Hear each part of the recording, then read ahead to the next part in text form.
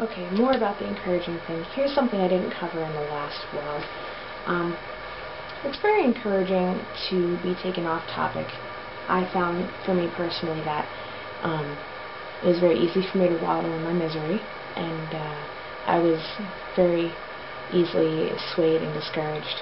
And while everything in my life pointed to unknown and uncertainty and the mystery of how to get through such a trial as marriage and marriage with disorders, I just needed to hear about guinea pigs or go see something new. It was very I think one of the best days I had in the midst of everything going on was when I was able to take a trip up into the mountains and take pictures and go with my son and my in-laws to see a winter festival type thing with ice sculptures and just get away. And actually what made that day even better was that my husband ended up having a good day and saying, "I'm glad you had a good time when you were there." That was a rare thing for my husband to say something positive for a while. And when it happened, it was amazing. And so encouraging things like that, it wasn't always what somebody would say or what they wouldn't say, but it was what they would do. It was during that time that I was able to see the love, the evidence of Christ in people through their actions rather than words. And it was during that time that I really appreciated the verse that says, little children, let us not love with words and tongue, but in actions and in truth. I think that's in 1 John. It's either 1 John or 3 John. Anyway, it's a really good verse for me. And so I personally remember that, it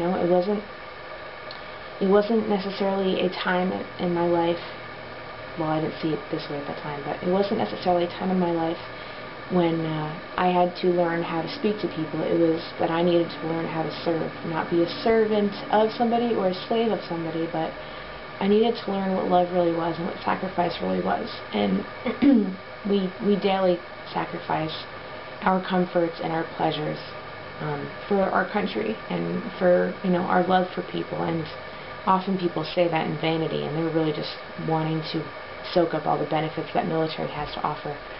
But I really honestly have learned that serving somebody it's not necessarily about pleasure. It's not about your emotions. It's just about doing it because it honors God. And honoring God doesn't have anything to do with your happiness. I hate to break it to you. I don't think that God wants us to be miserable, but I think that there are often times trials that we get to endure so that we learn not to depend on our happiness, but to depend on Christ and to depend on the joy of the Lord, because the joy of the Lord was my strength. And when I could not find happiness in my life or in my marriage or anything, I found joy in God. And I always remembered that there was Christ. There was always Jesus. There always was. And I could look to Him no matter what, and He would restore me, even if it was just for a few moments. And often I would find myself just reading the Bible or blogging or just kind of venting my life in prayer and poems and stuff. I wrote a lot on my blog just because it was nice to have a different perspective and not look at my life as being mundane and am I ever going to get out of this trap. It felt like I was trapped for a while, but I wasn't. I mean, I persevered and God stepped in and He honored that, and a lot of prayers took place. And I keep saying prayer and I don't elaborate enough on it, but prayer definitely kept my family together. It was the glue. And we didn't often pray together, my husband and I as a couple. But I prayed a lot on my own. A lot. Want to see the closet I prayed in? This is ridiculous. Oops, sorry. Well, that's the closet right there. You're in my bedroom. That was kind of odd, but I just thought I would share some humor. Encouragement was found in Jesus and in people who would stand by me in prayer whether or not I knew it. And I know that the times now that I was going through the hardest days were the times that God was putting it on people's heart to pray. And whether or not I could feel it, whether or not I knew it, it definitely was God's grace that things didn't end up worse than they did.